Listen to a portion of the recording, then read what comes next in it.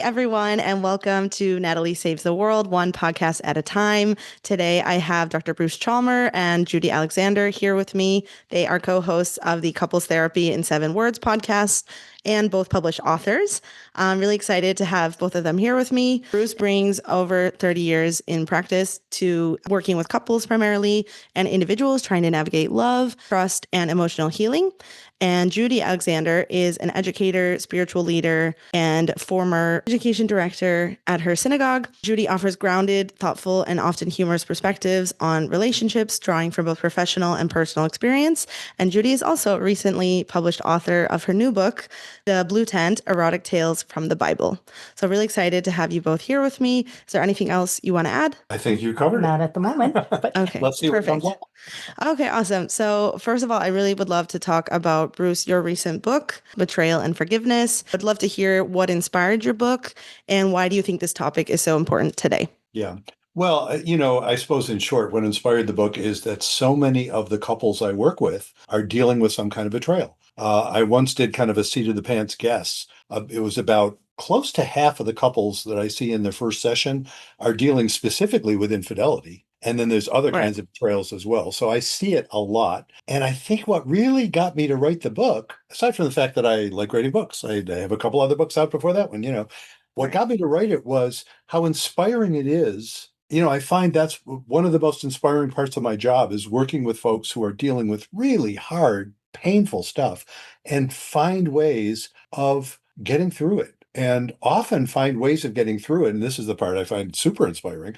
They'll find ways of getting through it, again, together or separate, but Mm-hmm. often together. And they will say they were grateful for the crisis. They won't say, hey, thanks for cheating, but they will be Right. grateful for the crisis. And I just find that really inspiring. And it's kind of the work I like to do. So that's pretty much why that particular topic grabbed me. And do you think they're grateful for it because it ultimately brings them closer together? Often. Yeah, it either ultimately brings them closer together or it brings them to a point where they realize, sadly, well, we're two good people, but not for each other.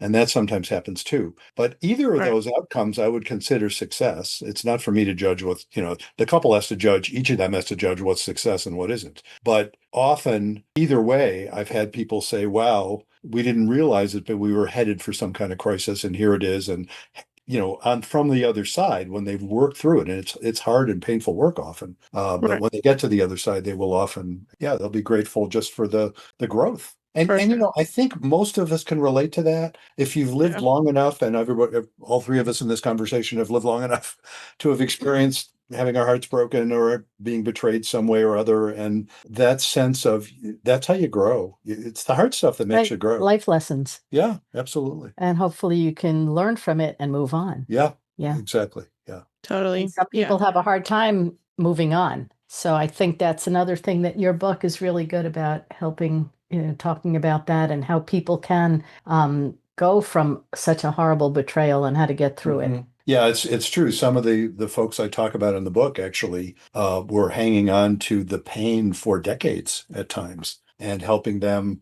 get through that and be able to see it in a different light and sometimes restore an old relationship and sometimes not. It's not only couple relationships that I work with.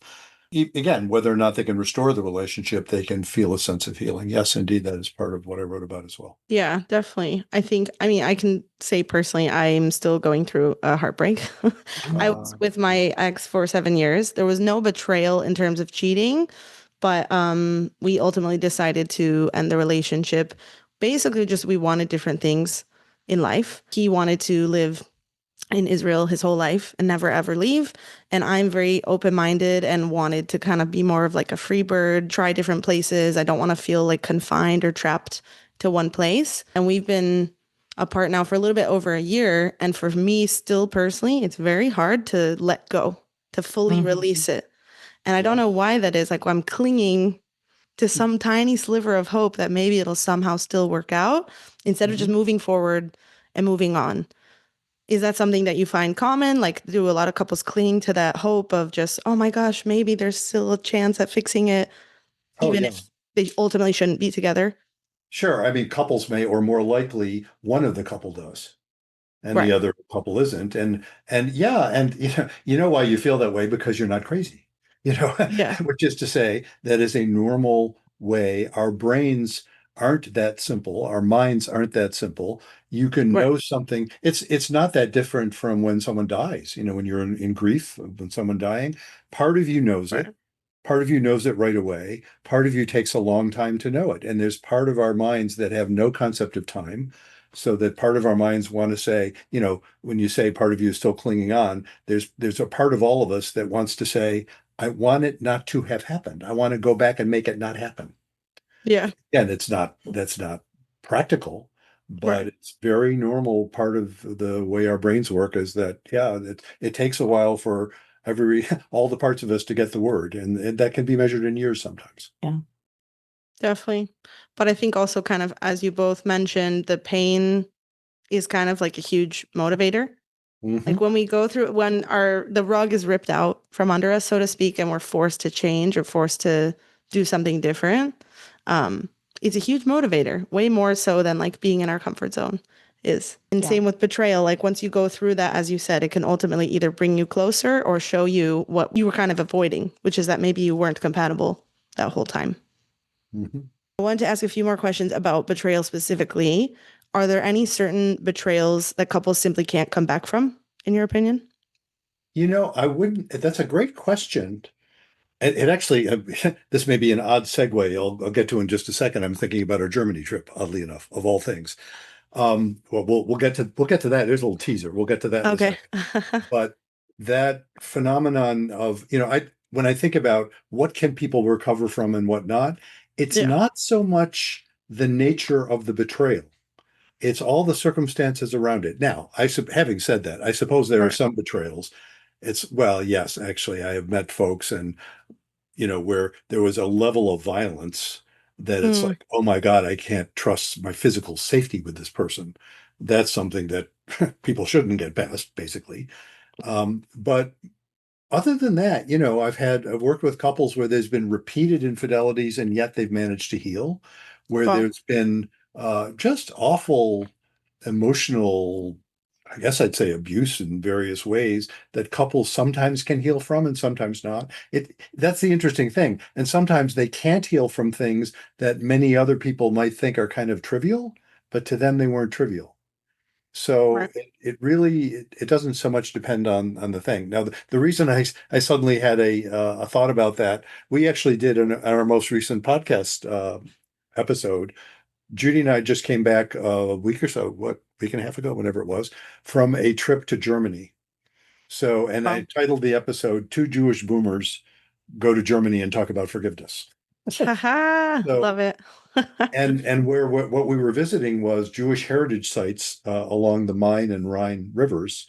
And of course, Well, when you do that, what do you see? And I have to say, and we said in the podcast, the Germans as a group have been more responsible and more, have really accepted, they've really looked at what happened with a right. great deal of responsibility. It's really, I appreciate that. Having said that, here we're going to all these places, and here's where there was all this Jewish stuff that got wiped out, and here's where there's all this Jewish stuff that got wiped out, and so on. I have a Right. section in my book, which I wrote well before the Germany trip, where I say, well, the way I define forgiveness isn't about the relationship, it's about getting the poison out of you. It's an Mm, inside job. In other words, so the way I'm defining forgiveness, like you can forgive somebody that you still don't trust. You wouldn't want to restore your relationship, but you can let go of the anger, let go of the panic. That's what I mean by right. forgiveness. So I said in the book, I said, well, okay, wait a minute. I'm Jewish. Does that mean I could forgive the Nazis? And in theory, if you define forgiveness the way I just did, yes. And doesn't mean Right. condoning it. That's why I say I could, in theory, forgive the Nazis and still, were I there at the time, would have participated in a war against them if necessary to stop them. But I Right. could still forgive them. Well, we went to Germany and that was really put to the test. And I discovered part of me could. Hmm. And then there was at least one moment I talk about in our podcast where no, part of me, I was feeling something akin to rage. I didn't do anything violent, but I Yeah. remember that moment. And so it isn't fully, it's like, yeah, I guess there are some things that's like, boy, it's awfully hard to wrap my brain around fully forgiving that. Right. I still think it's important. I don't want to be messed up every time I think about the Nazis. Yeah. But that's, I mean, evil is hard to forgive. It's Yeah. like Well, pure Yes, it is. yeah. Period. evil. Yeah. But it's true. Ultimately, we do need to, for ourselves, find a way to cope with it and move on. But yeah, that's a tricky one. Mhm. That's I think a deeper level than just betrayal or infidelity or something. That's Yeah, I think so. tougher to I would forgive. say so. Yes. Yeah. But that is, yeah, it's a good point. And ultimately, because we're the ones who are being harmed by not letting go, right? Like we're the ones who Right. suffer. But yeah, that's a great point. There are some examples where maybe you can't come back from it. I always wonder about that with infidelity. Like to me, what is so hurtful about infidelity is more than the act itself, it's the loss of trust. Mm-hmm. It's feeling like this person that you trusted with your everything has lied to you. I Right. mean, because they They've have. betrayed you. Yes, they have. Exactly. They've lied. They've betrayed you. They've, yeah. Yeah, there's So no that's, infidelity without lying. It's almost like part of the definition. You know, if yeah, somebody says, "Hey, sorry to tell you, but I'm going to go have sex with someone else," right, it is infidelity, I guess, but it's not the same. I mean, that is a betrayal, but it's different from deceiving someone, lying someone, omitting. You know, that's it's often done by omission. right. Yeah, Which is, in my opinion, more hurtful than the act itself. yeah, Because the act itself, I don't know. I yes, mean, we're human. Like, eventually, if you are only being physical with one person for, let's say, 50 years, there is something exciting about just the novelty of something new. oh But sure, it's But it the also doesn't have to be a sexual infidelity. It could be an right, emotional infidelity as well. Mhm. right. So, Which is almost more hurtful in my, I don't know, they're both hurtful. they're both pretty hurtful. Mhm. Yes. It just means that, it says to you, I can't trust my partner. And what is it about our relationship that my partner had to turn to somebody else Right. where, I just recently met a couple for the first time Mhm. where I haven't mentioned this to you because it was very recent, where it was a variation on that theme where there was no sexual infidelity, Mhm. but the problem was that when they would get into a fight, one of them would call their parents in Mhm. the middle of the fight. Oh, wow. Oh, And so the other was feeling like, how can I trust you if you're involving and it's Yeah. funny because the person I'm deliberately kind of leaving out gender and stuff yeah, like yeah. this. And Yeah. the person who was the one who wasn't calling their parents had a good relationship with the in-laws Mhm. before, Mm, but it was destroyed through all of this. And so they were trying to figure out a way, can they recover trust? And it had a lot to do with that. It's that emotional, it felt, and she just, he, they, whatever, sorry, described it that way, as it felt like infidelity, Yeah. even though it wasn't Yeah. actually sexual cheating. Right. Yeah. wow. That's very hard. Yeah. Do you think that there is something in particular that can determine whether a relationship can be repaired versus not? Like, is there one Of determining course. factor? Well, the reason we're smiling is like you just played right into my hands, you know. Oh, that was your next line, So your next yes, well, train of thought. so it just so happens, and I don't know how many people are listening and how many people are watching. You mentioned the name of our podcast, Couples Therapy in 7 Words. There's Yeah. the 7 words. We have merch. We have merch. There's the cup, yes, and Judy designed that beautiful logo. I love the logo. Yeah, Thank you. and Great. then those are the 7 words. Be kind, don't panic, and have faith. And this is an answer to your question Right. because that's a little, motto I came up with decades ago when somebody asked me, how do you do couples therapy anyway? Like, what do you do? What are you really doing? Boil it all down. And I Right. realized my first cut on it was to say, I suppose if you really boil it down, what I'm trying to convey to people is be kind and don't panic. And the don't panic is necessary so you can be kind. True. Kind in the sense of kinship, kind in the sense of feeling like, oh, we're really on the same team, even if we're disagreeing. Right. If you're in a panic, you can't do that. Well, I started sharing that idea with some of the folks I work with. They said, wow, great idea. Tell me, how do you not panic? Yeah. And I would like to and know that as well. yeah, exactly. And your question, what is it about the couples that can get through something like infidelity? Yeah. What's the determining factor? Well, one way I could answer it is the ones who are able to do the work, tolerating the anxiety without panic. Those are the ones who could do it. And I don't have Mm, a simple formula for how do you not panic, but I do right. have a description for the people who seem to be able to do it. They were manifesting what I call faith. Now, what do I mean by faith? Mm, I'm not talking about religious faith necessarily. I'm talking about a sense that however painful something is, if you start with the assumption that nobody involved in the situation are crazy or fundamentally evil or stupid, we're all capable of being a little nuts or a little evil or a little stupid at various times. But Right. basically, we're all doing the best we can here, If you Right. start with that, then if somebody does something that is clearly wrong, morally wrong, and when I'm working with couples, the one who cheated, by the time they get to me, the one who cheated is not saying, "Oh, it was no big deal," usually. They're usually saying, Right. "Oh yeah, I did a terrible thing. I shouldn't have, but I did." It's the couples who can come in and say, well, let me give you the opposite. The couples who aren't showing faith are the ones who come in and say, "This is terrible. We just have to get back to how it was." You can't get back to how it was. Right. And that's a way of saying, "Oh, that was meaningless. I was just crazy. I'll never do it again. Forget it." And that's not faith. Faith says, "Okay, I did something terrible. I'm not given to, I didn't want to hurt my partner. And Right. yet I did it. We better look at it. It does not to excuse it, but to understand it. We better understand it." The couples that could do that, that's what I mean by showing faith. They're the ones who heal. Together or separate, Yeah. but they heal. So it's faith. One word answer to your question. What's the key to getting through it? It's faith, as I just described. It's not the same as religious faith. It overlaps, but it's not the same thing. So you mean more faith in terms of the relationship itself, like having faith that the relationship can persevere, or having faith? No, no, because sometimes it doesn't. No, it's faith Mm. in reality. It's faith that Mm. says reality's right to be what it is, even when it sucks. Okay. It's right to Interesting. be what there's a rightness. Religious people, in terms of Western religions, would say, "Oh, Hmm. you mean God is good. Whatever God Mm. is good." That's Yeah. a religious take on it. A non-religious take is to say the universe is right to be what it is, even though it has pain in it. The forces involved exist for good reason. We can't possibly understand them all because we're in the middle of it. But there's something right about it. I choose to believe the world is meaningful rather than simply meaningless. Right. And so that's why I chose the word faith as much as anything else, because I realize it has religious connotations, and I didn't want to shy away from that. But I think I was influenced. It's funny, I haven't thought of this for a while, by Rabbi Jonathan Sachs. Hmm. If you Oh, I familiar used to with love this, him. yeah, yeah, I would listen to his podcasts actually as well. yes, Hmm. died a He few had some years great ago. ones. Yeah. Yeah, but I R.I.P. remember his take on the idea that it was when I actually taught a class about one of his books years ago. I forgot the name of his Is book. It it was a science science and and faith or yeah, something? science and religion, and how they're not in conflict. They're partners. Hmm.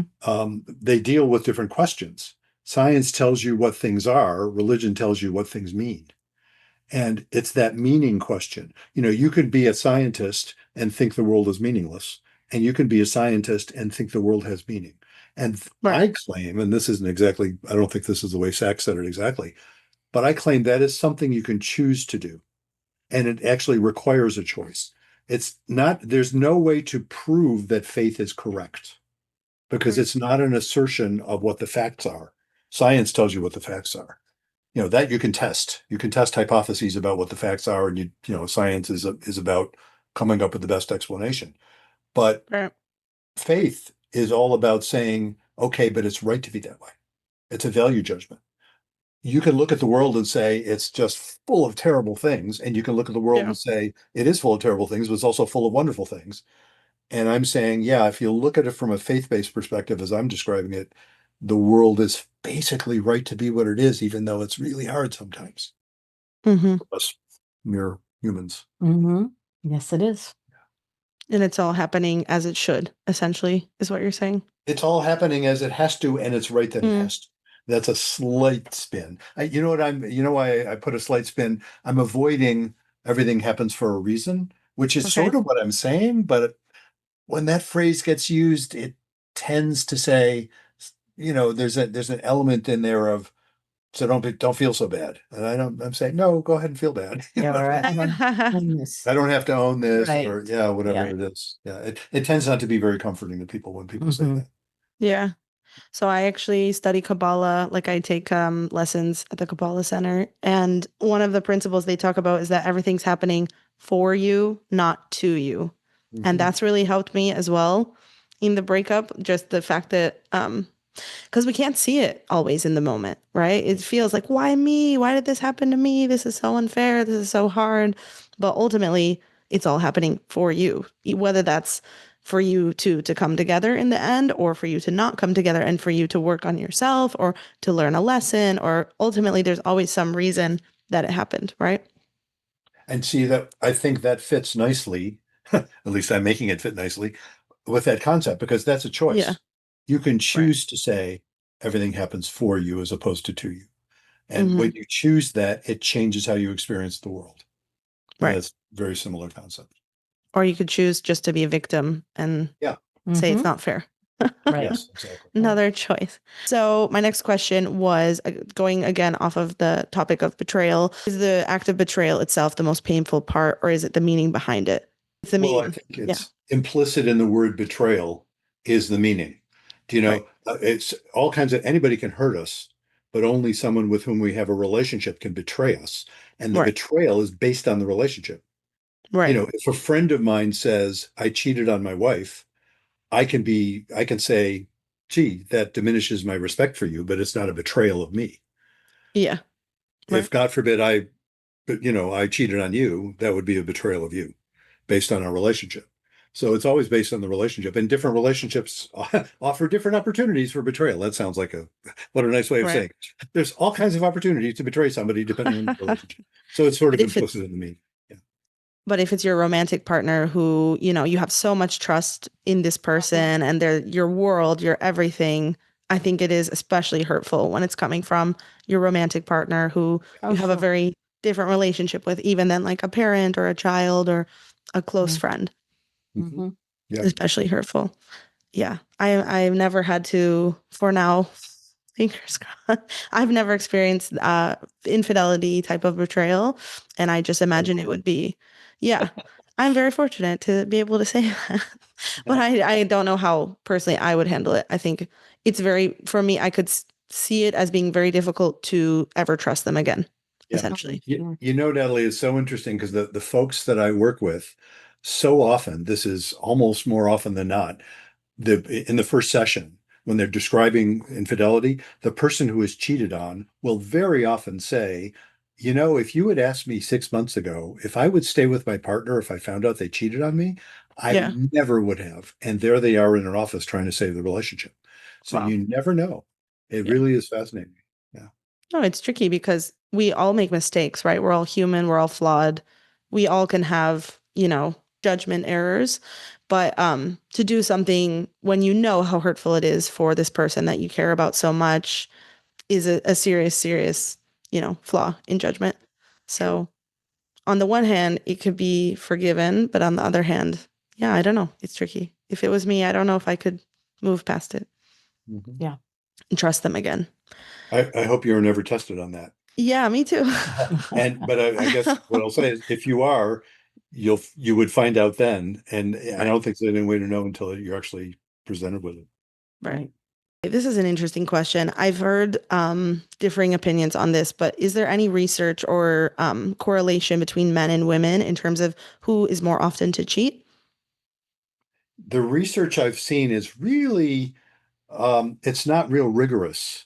Hmm. First of all, how you define cheating.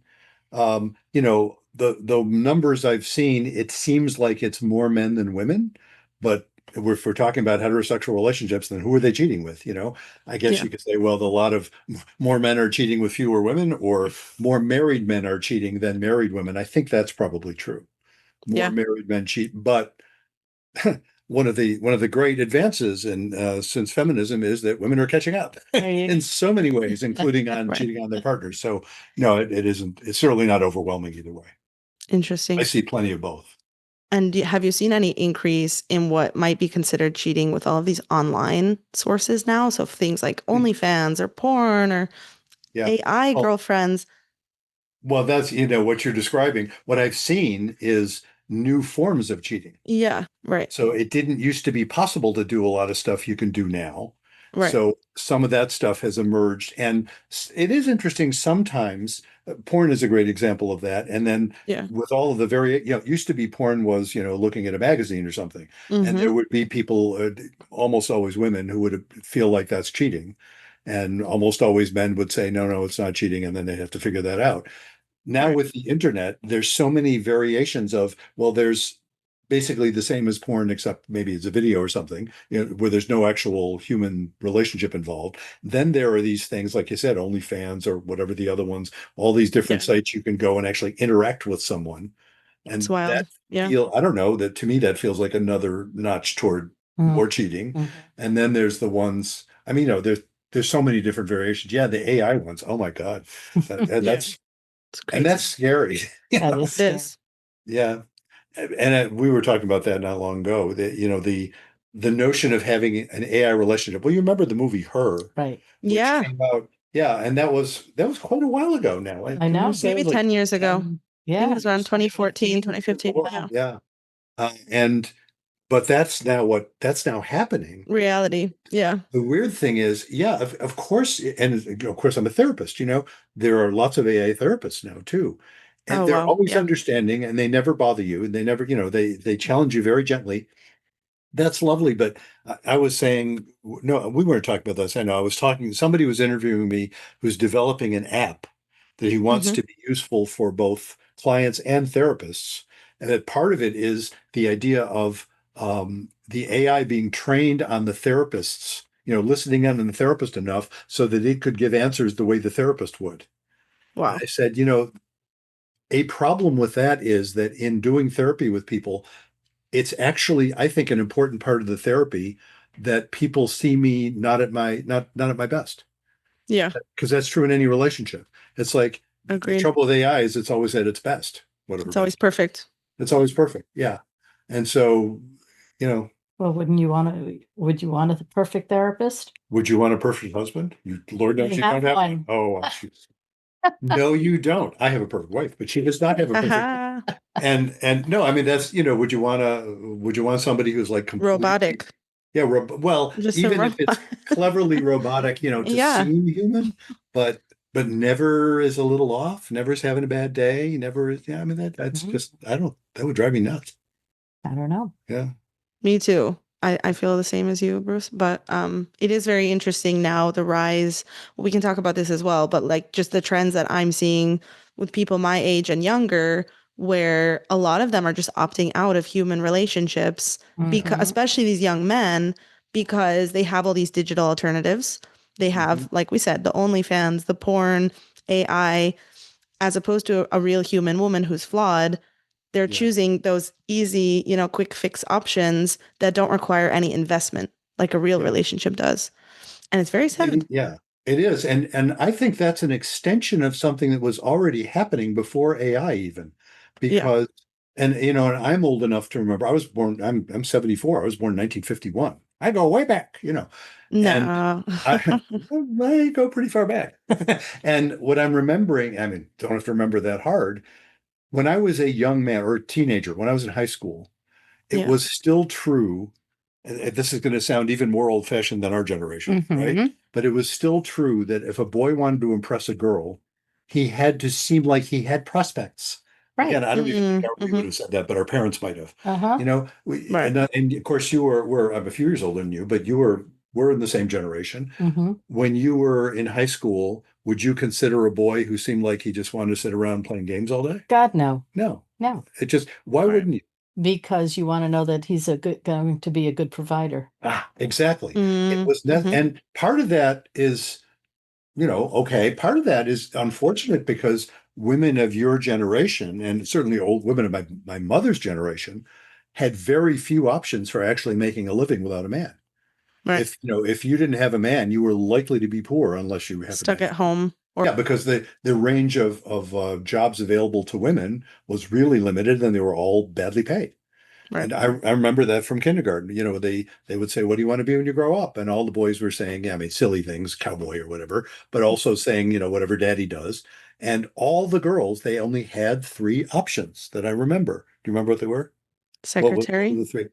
Secretary, Yeah. teacher, and nurse. Yeah, actually, I wasn't even thinking of secretary. That's true. Uh-huh. What about the Teacher, operators? nurse, and mommy. Mom. Okay. Oh, Yeah, yeah. so I guess that's four. I guess secretary. I don't remember anybody saying Mommy secretary. wasn't work outside the home. No, but that's what. But Right. lots of women would say that is their occupation. Oh, yeah, yeah, that's right. Yeah. That's what Yes. they would say. And that's what mommy is. So the girls had very few options. That, Right. of course, changed. That's a good thing, in my humble opinion, speaking as Right. the guy in the conversation. But it left, and I think it has left young men and women both. Yeah. The thing I hear from women over the years more and more is, where are all the guys? I mean, where are the men who show up and like can make a living? Yeah. And so many women, I see this one fairly repeatedly as well, where you have a couple where the woman is earning like 3 times as much as the guy, which again, that doesn't have to be a problem, Mhm. but she's earning 3 times as much as the guy. They have a kid. She has to keep working while he stays at home and raises the kid, and Right. she's pissed. She's feeling like, I didn't want to have kids to have something, even my husband raised them. Again, Yeah. plenty of couples are fine with that, but plenty aren't. And it's, educated, sort of feminist minded women often who are the ones saying that. And, and younger women are often saying, I can't find a guy. I Yeah. can't find a guy who knows how to provide. Yeah. Yeah. I think women want to date. I actually talked about this in one of my earlier episodes. We want to date horizontally or above us, socioeconomically speaking. Yes. So now that that pool of men is actually becoming smaller and smaller, and women are becoming more and more educated and having more and more career success, they're finding that there's now a smaller and smaller pool of men available to them who are above them Right. socioeconomically. Yeah. It's challenging. Yeah. And it's interesting because, again, I am old enough to remember sort of after the second wave feminism, sort of, conversations in the late 70s, 80s in there, where to acknowledge what you just said would have been considered heretical in some circles. How Hmm. dare you think that women want men to be higher socioeconomically, with the implication that they could, you could be supported. It's like, Yeah. oh my God, that's not feminist thinking. And that, over time, I think we've all gotten a little more mature and we can have these conversations. And Yeah. it's like, no, actually, there's pretty good evolutionary reason why women would feel that way. It Yeah. kind of makes sense. We got up on our hind legs. I'm still pissed about that. Every time I have a sore hip or a sore knee, I'm pissed about that. But I wasn't around to make the decision. But somebody decided one day, hey, good idea. Let's get up on our hind legs. And so women had to. Well, that means that our species had to give birth to helpless young because the pelvic structure got smaller, so that you couldn't. You gave birth to super helpless infants. Our infants are way more helpless than most mammals' infants are. Yeah. And so, and stay that way True. for way longer. Right. So they needed the mother. They need them up, well, and they can't hold on to your fur Right. because you haven't got it. Right. So Hmm. the mother's hands are tied Right. up. It's that simple. And so fatherhood is born. You need a guy. You're not going to be attracted to a guy who isn't, if you're going to mate with a guy, mammal, if you're going to mate with a guy and maybe make a baby, you're going to be attracted to a guy who looks like he can support the family. It works better in evolutionary terms, and that's Yeah, still it makes true, sense. even if it isn't, even if the numbers don't work anymore. And despite how much, like how far we've come, it still tends Yeah, to be true. Yeah, it's yeah, sure. interesting. I have a few more questions about betrayal that we didn't get to. Do you have any practical advice for couples trying to move past infidelity? Well, I mean, I can boil it down to the 7 words: be kind, Yeah. don't panic, and have faith. I almost don't have much more specific than that. It's read my book. There's another one. Yeah. Yeah. Get Yeah. hold of my book. Read the No, book. I wrote a book, and others have written good books too. You're going to go through a time of a lot of turmoil. Right. And if you can hang on as well as you can to get through the turmoil and find a way of kind of processing the immediate trauma, that's what the forgiveness part is about. If you can find some level of that, then you'll have a shot at figuring out what you want to do with a relationship. Very difficult Mhm. to figure that out while you're still freaking out. Yeah, it's hard. And when Yeah. you're still, it's like you still love that person so much, but you're also Yeah. so probably very angry with them or upset with them. There's the loss of trust. There's I imagine many couples imagine the act in their heads over and over. Like they imagine Absolutely. them kissing that other person. They imagine them being intimate with that other person. I probably would imagine that.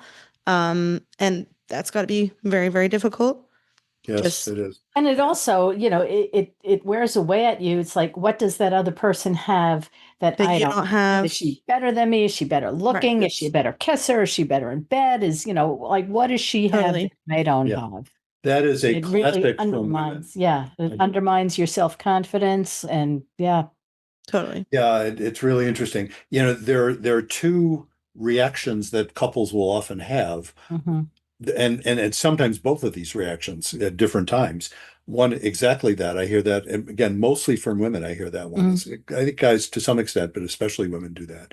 And then the other piece that's fascinating is when infidelity, and we're talking about sexual infidelity, when infidelity Mhm. is disclosed, often a sex life that was sort of almost non-existent between the couple, all of a Mhm. sudden they'll be going at it like rabbits. Uh, Really? yes, Wow. which you wouldn't think, yeah. And that's not mutually exclusive from actually, Natalie, what you were saying about imagining it, you know what I mean? Yeah. Or what you were saying about, what does she have that I haven't got? Mhm. Both of those things can be true. And it's confusing. It's Mhm. just super confusing. But that's one of the reactions that often happens. It's sort of like the sense of, I have to, I got to Compete. reclaim what's mine? I almost think about it like competing. Like maybe they Yeah. feel like, oh, well, now I have to overcompensate or I have to show them how amazing I am in the Mhm. bedroom to compete with that person that Yeah. um, they had the infidelity with. Interesting. Wow. I have a question just from my personal experience and my personal story. So, I mean, we don't have to get into my whole breakup. It's a long story. But part of why my ex, so he was actually the one that ended it. The main core issue was the difference in where we wanted to live. He was really raised with this mentality that he needs to be in Israel his whole life, never ever had the even desire to live anywhere else. He's lived in the same town his whole life. His whole family is similar. Like that was just the culture that they were raised with. Whereas I was raised here in the US. I've lived in 3 countries. I've traveled the globe by myself. I'm very adventurous, very ambitious. And I felt trapped living in one spot. Like if somebody told you you're based in Vermont, right? So imagine if Mhm. somebody told you you can never ever leave Vermont until the day you die. How would that Yeah. make you feel? Right. So I started to feel the last few years kind of started to resent him. There was no infidelity or anything. And we had like a very deep love for each other. But just over the years, I started to resent him and be angry at him because it started to make me feel trapped. And he would always say, like, oh, well, we can go somewhere else, but it has to be on like a strict timeline. It has to be Mhm. for 2 years maximum. And we have to come back here no matter what. Because that was just sort of how a lot of people there are raised. And I couldn't understand this mentality because I grew up here. Americans, we move all over. We move to different cities. Mhm. It's a big country. There's a lot of options. And oftentimes, once we hit 18, we move to college, we move far away from our families, and we're more comfortable living far apart. So we were going to move to America. Like we spoke to lawyers, we were ready to start the process of doing the green card. We were engaged, like we were going to move here together. We had a lot of scenarios where, big things happened, whether it was COVID or wars or different scenarios. And it was always the dynamic that I was the immigrant. I needed support. I was very Yeah. needy in the relationship because I was the foreign one. He was my only family, really. Like I was living an ocean away from my family. And then we had a big fight with his family. And basically, after that fight with his family, he never divulged this to me previously while we were making all our plans to move to America together. He had never shared this. And he told me that he did not trust me or he did not trust us, that we were strong enough to handle the situation together, where he would be the immigrant and I would be the one that needed to help him and be like his rock and be like the one who was really stable and solid. Because all this time it was the opposite. It was like he was the rock and I was the one who was needy and needed help. And there were Mhm. a few examples of like times when I wasn't there for him and I made mistakes and in a way betrayed his trust, but I had no idea that I had done that and he never shared that with me. So he said that he no longer trusted me and felt like he couldn't trust us as a couple to be in this opposite dynamic where he's the immigrant and I was the one who had to be really strong and be there for him. So now I'm just curious what your thoughts are. Like, do you think it's ever possible to re-earn your partner's trust or regain their trust after they say something like that? Like after they feel like you've lost their trust? Yeah. Um, my first Or is, answer is sometimes. right. That's a pretty wishy-washy answer, isn't it? Yeah. What do you think? No, but of course. Sometimes. Yeah, And yeah. sometimes. Yeah. Yeah, I've seen people regain trust and I've seen people not regain it. Right. I mean, Excuse me. it Sorry. just depends on the circumstances. I will note, the story you were just telling. I have a chapter in one of my earlier books, and it's actually going to be a expanded chapter in the one I'm working on now, about how to know when to call it quits. Right. And you're describing one of the classic deal breakers, just as simple as saying where you want to live. Yeah. That is not just about the geography, but it is often, geography and family and culture and everything like that. Right. That can be a deal breaker between two people who love each other and generally get along. Mhm. And it can Yeah. still work. That's a classic. The classic of all classics is, should we have kids or not? You'd be That's a amazed the big one. number of couples I work with where they're together for a couple of years before they ever have the conversation, and come to Right. discover one of them absolutely does and the other absolutely doesn't. You can't Yeah. compromise on that. You can't sort of have a kid. There's no Have middle a kid or ground. not have a Yeah. kid. And so, Yeah, and you're also dealing with the cultural difference as well. yeah. Right. So Which is hard. it Yeah, is no, exactly. And I think we, for a long time, both tried to convince each other. Like he tried to convince me that we should stay there forever. I tried to convince him that he should be open-minded and try living somewhere else. And you can compromise to an extent, right? You could say, okay, we're going to do 5 years here, 5 years there. But when it comes to like building a life together and where you're going to raise children together, it's Mhm. very hard to find, like when you're an ocean apart. It's very hard. Yes. It's one thing if it's like, okay, this person's in Cleveland and this person's in Chicago, let's move somewhere in the middle and then we're close to both of our families, somewhat close.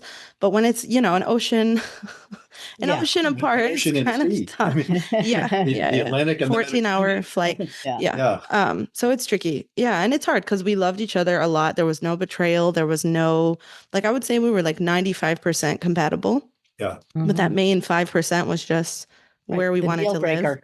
That's the Right. deal breaker The stuff. deal breaker. And I talk about that. I differentiate between deal breakers and growing pains. And it's amazing. Many people would say we're 65% compatible, Yeah. but that 35% is all growing pains. And in theory, not doesn't always work, but in theory, Right. maybe you can grow through that stuff and then it's not painful anymore, But Yeah. the deal breaker stuff is stuff that it doesn't matter how much you grow. Right.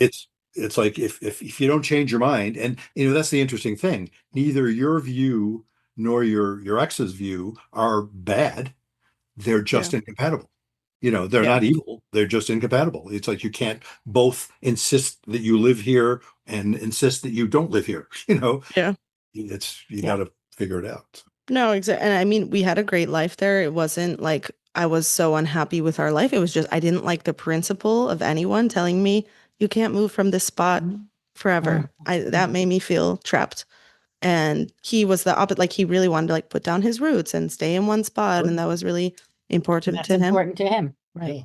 And I think I had this like fantasy all these years that he would come here and we would, I don't know, he would end up really liking it and we'd have a great life here and blah, blah, blah. But at the same time, that's just fantasy. That's not reality. And I think the reality would have been he would have always been longing for his family. Yeah. And Yeah. See, you didn't or weren't ready to see the reality. yeah. And it kind of sounds like he made that pretty clear to you from the start. And you thought, well, maybe he'll change his mind over time. Exactly. Yeah. So, yeah. And I think when you're young, I mean, we met when I was a baby.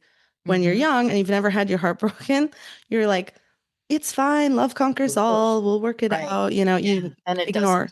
doesn't. Yeah, it turns out it doesn't. Bummer. Yeah, it is. Exactly. And I think we think, lesson. yeah. And we think like love conquers all. And we think that these tough topics, like you said, the deal breakers are, oh, we'll find a way to compromise or we'll find a way to find some, common ground. But with things like that, you can't really, like with kids versus no kids, you have one kid, like that's the compromise. Yeah, it doesn't work. Yeah, and that's the thing. And you almost, in some cases, like yours is a good example, you really don't know if it's a deal breaker until it becomes one. Yeah. No, you thought Exactly. maybe it wasn't. Exactly. It's not inconceivable that maybe it wasn't, but it turned out it was. Right. I was okay with the idea of living there like long term for the most part until the war. The war was like very scary for me. And nobody could have thought in a million years that this war would happen. Like it was very unprecedented. Yeah. But I think also, like I said, it was kind of the straw that broke the camel's back because for years I was just, even before the war, starting to resent my life there just for that feeling of being trapped. But I was like, no, it's okay. I'll stay here because we love each other. I'll, suffer no matter what. But you can't do that. You have to live your life for yourself. Yeah. Even if you love someone so much, if you live your life for them, you're going to resent them. Ultimately, it doesn't work. Yes. Yes. Yeah. But it's sad because two people, yeah, like you said, you can love each other so much and be like very compatible in most ways. But yeah, love does not conquer all, sadly. But yeah, I'm also happy that it happened because it forced me to grow a lot. Like I had to really work on myself afterwards. And I became very, very dependent on him, being the immigrant, being very needy for all those years. And now I'm relearning like who I am on my own. And it's been a great lesson. But it was very sad, very hard. Mm-hmm. We were together 7 years. It was like all my 20s, basically. And I think the hardest part has been just the loss of the future that I thought I was going to have. Like grieving, as you said, it's basically grieving not just this person who I loved a lot, but grieving that future that I thought I was Of going to course. have. Oh, absolutely. That's like a song lyric. Like our song. Songs. We write songs together too. And one of Oh, our wow. songs, Holyoke, is it has that The character in the song, which isn't either of us, but the character of the song is grieving for her future. That she was grieving the future she lost when she was betrayed, basically. It's very hard. I think that's the go to our hardest part of YouTube it. channel. You can listen to Holyoke That's right. Holy Oak. Okay. Holyoke. It's like Holyoke, like this, the town in Okay. Massachusetts. in Massachusetts, which we have never spent any time in, but we love the word.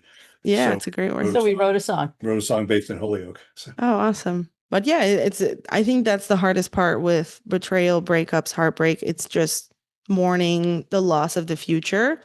And also a hard thing for me has been like the loss of the support because I had somebody 24/7 Yeah.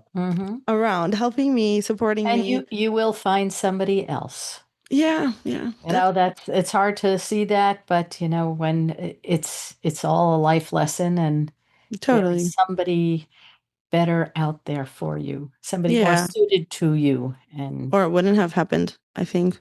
But yeah, definitely an important life lesson, a lot of important life lessons. So another question I had is just going off of this topic of betrayal is why do we crave both stability and excitement, and how do those needs tend to conflict? Yeah, and that's actually, I've written about that a lot in my other books, and the upcoming book is really a workbook all about those concepts, stability on the one hand and intimacy on the other is what I call them. And Right. we need them both. I claim they're both needs.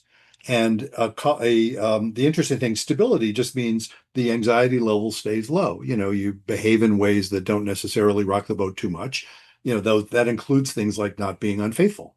That's all about stability. You know, not having substance issues so that you're mostly sober. That's all about stability. You know, all of that kind of stuff. More or less showing up when you say you're going to show up. That's all about stability. Trust. Intimacy is the side of things that is all about feeling alive. And that requires that you tolerate anxiety rather than keep it low, rather than avoid it. And so that the work of being in a couple, you know, the problem when you have lack of intimacy, that's where betrayals happen. That's where, you know, my favorite metaphor is if you think of a seed and somebody paves a sidewalk over it, it's going to try and crack the sidewalk. That energy for growth is intimacy. And if a couple's intimacy is compromised, it will try and metaphorically crack the sidewalk. And what does that look like? It looks like affairs, or it looks like somebody suddenly saying, I'm out of here. Or, you know, like you were saying, it looks like somebody saying, you know, I have never told you this before, but, and then out it comes. You know, I don't trust you. those are all symptoms of lack of intimacy in a relationship that people often don't realize because they prize stability for good reason. So we need them both, and it's their intention with each other, which is why, you know, it makes the whole project of being in a couple challenging at times. Is there anything that you recommend couples do in order to avoid having that conflict of those two needs? Well, what you learn, if you learn the lessons you need to learn, is that idea of tolerating anxiety. Right. So, you know, we've talked about this in our situation. I mentioned earlier, we're each in a second marriage. We've been married for 21 years. And I think we each learned, I can speak for myself. I know I learned through being in a marriage that didn't work out for quite understandable reasons, but whatever. I learned a lot about tolerating anxiety, about, you know, bringing things up when I need to bring them up, or about being able to hear my partner bring things up when she needs to bring something up. And I think you learned something similar. Yeah, I think what I learned is don't avoid the hard conversations. Mhm. and that you have to love and trust each other enough. There's that word trust. You have to love and trust each other enough to be able to say what's on your mind without feeling attacked. Yeah. So I think both of us have enough respect for each other, and we can say what we think and feel. And if we don't like something or want to try something or have just differing opinions, we're not afraid to tell each other. Yeah. And what That's that great. has required is not panicking about it. I've said this in various ways before. If we had met 30 years before, I don't know if it would have worked because I don't Right. think I was mature enough. No, I don't You think I you was. probably were, but I don't know I about don't know. that. But I wasn't. And it does Right. require a lot of maturity. It's that, and the maturity is all about that. It's about hearing things that challenge something important without freaking out, so you can Yeah. still hear. And so, I think we each discovered in we were both at that level of maturity when we got together that we could say things and risk it. And our respective responses kept supporting the idea that, oh, it's safe to say these things. So then after a while, you stop being so anxious about it. Mhm. It's sort of like, well, I'm not anxious about it because it's always gone well. So it keeps going well. So I'll say what I want and, Right. with Yeah. compassion. Right. And you'll say Right. what you want. And it seems like it works just fine.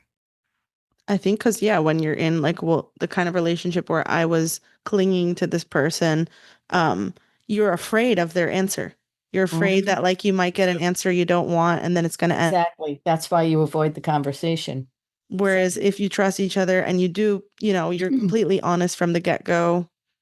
And once you've been hurt before, you're less afraid because you're like, okay, I'd rather end this now than waste 10 more years with this person if we're not Exactly. truly compatible. Yeah, Exactly. Yeah. I was single for 5 or 6 years before I met Bruce, and did my share of dating, and knew exactly what I didn't want. Yeah, Wasn't quite no, but sure it's what I true. wanted. Well, I had an idea, and I knew when Bruce came along, that's what I wanted. Totally. So But it's better that way. And I think much like better that way. this is also why I'm grateful that I was hurt and I had the heartbreak because now I would date in a totally different way. And I wouldn't That Absolutely. you learn from avoid. that. Absolutely. Yeah. Avoiding those conversations. I would have those conversations right away because then if you break up after a month, it's much better than, 7 years or That's right. 10 That's right. years. Let's talk about your book, Judy. Can you explain a Okay, little bit? well, my book is called The Blue Tent: Erotic Tales from the Bible. And, it's interesting because I never thought of writing erotica before. I was in Jewish education, I was a school teacher, worked in advertising for years. I've always written, but more plays than anything else or short stories. But doing this podcast actually opened me up to a lot of different ideas, probably around sex. We've interviewed so many people over the past 5 years of doing the podcast. We've interviewed sex therapists and sex experts and sex counselors and madams, Former sex former workers. sex Yeah. workers, and Wow. just talked to a lot of therapists about sex and relationships. So I thought, well, what do I have expertise in? Well, I have expertise in Jewish education. And Right. I don't want to say I'm an expert in sex, but have enough background in I it. would say so, but So, hearing about what couples, like spicing up their sex lives. So I thought, well, I did a little bit of research to see if there was a lot out there on biblical erotica, and there didn't seem to be a lot out there. So I said, well, Wow. I'll take some of these very, racy Bible stories, and I'll just fill in the sexual details. So, and I mean, between the text of in the Bible and Midrash, like you said, it writes itself. I mean, you happen to write it very skillfully and beautifully, but a lot of the stuff that isn't exactly in the text, Mhm. you found Right. in Midrash. There's all kinds of stuff in there Right, that which is, commentary on yeah. Bible stories, and these are thousands of years old, so it's not, I don't have the midrash in there of Adam having intercourse with every animals. No, you people don't have name that that. one. I don't have that one in That there. one's not much. I try not to be kinky. But there are, Too much. there's other midrash, about Lilith. I brought her in. There's a story of Adam and Lilith. And then there's the story of Adam and Eve, which is she's like the counterpart to Lilith because, she was the submissive one, the passive one, not the aggressor. Wow. So, and the sex lives of Adam with Lilith versus Adam with Eve, and then, Abraham and Sarah, and Joseph and Mrs. Potiphar, and it goes on and on. Tamar and Wow. Judah, Mhm. pick a couple there, and they're probably in there. Wow. King David. King David. Oh, Well, I got a there. couple of Couple King of King David. David There's He was King pretty David, notorious, right? Michal, Yeah, and David. Yeah, Jonathan. David, Michal, and Jonathan. Yeah, That's there's that a great one. trio. And David and Bathsheba. Bathsheba. Yeah, yeah. And then Solomon and the Queen of Sheba. It's in Right. there. Yeah, yeah. Yeah. Wow. Yeah. So everything. A little bit of everything. All the good stuff. Yep. And how did you decide? Like, did you just take the existing biblical story and then elaborate on it, or did you? Yeah, Just I kinda made it. I added sex, detailed sex. Okay. Well, yeah, I mean, you added the explicit parts that were sort of implicit in the story. Yes. Mm, Yeah, Just made it explicit. I built on the stories and on the midrash, and then filled in the sexual details. wow. Right. Who would you say is your target audience? People that like reading erotica. Well, Okay. people like reading erotica, especially if they also, well, if they're not freaked out by the idea Yeah. of it being Bible characters. And Right. there are many people who would be not only not freaked out, but really intrigued. Appalled. Oh, yeah. Well, no, there's the They are appalled the people. appalled Some of ones. the There's also, I'm appalled. saying on the other side, there's also Yeah. people who would find, like me, for example, Uh-huh. I just, Right. because we do a lot of Torah study, I mean, Judy is a retired Jewish educator, and, we read Torah in Hebrew and, engage with it. And for people who love it, and aren't freaked out by the erotica, Mhm. it's really wonderful. It's just another Right. midrash. Yeah, exactly. They feel connected to it. Yeah, Yeah. for sure. Wow, amazing. No, I didn't know if you had like a specific niche audience, like X age range or X, I don't know, demographic. Adults. Yeah, just all adults. That's why it's under a pseudonym, because I still train kids for bar and bat mitzvah. Oh, wow. People in our community are well aware. They all know about They me. know that she did it, and they think it's cool. So Yeah. our rabbi thinks it's cool. Amazing. No, it's very innovative and very creative. It's a very, very cool concept. Amazing. So basically, I just wanted to ask, how can my audience connect with both of you? Where would you recommend they find you? Where should they follow you, etc.? Well, we have our podcast website, ctand7.com, CT for couples therapy, and 7, the number 7.com. CTIN. Yes, ctin7.com, ctn7. Bruce has his BruceChalmer.com is the way to get. It's information about my practice, information about my books, information. There's a link there to get to the newsletter, podcast. right? I have a newsletter. I have a bunch of videos on there, all that stuff. Right. And there's also lariazilbert.com for Right. information about the Blue Tent. And Bruce has his YouTube channel. Yeah, I have a where YouTube you can channel. watch the video, watch the podcast, as Mhm. well as listen to all our songs. That's right. Oh, yeah. Holy Oak. And a bunch of other, there's a lot of. I should organize that channel. It's just the Bruce Chalmer channel. Uh-huh. It has all true. kinds of stuff sort of mushed in together. So there's because he does a lot of they music. do a lot of music as well. We do Amazing. write some songs together, but most of it is Bruce's music that he does. Wow. Amazing. You're so Mhm. multifaceted, so talented. Okay. So thank you both, Dr. Chalmer and Judy Alexander, for speaking with me today. We didn't save the world today, but I hope you enjoyed, and I really enjoyed our conversation. So thank you for listening to Natalie Saves the World, one podcast at a time. Thank you for having Yes, us thank on. you. Yeah. Thank you so much. Thank you both so much for your time. It was a pleasure, and have a great day.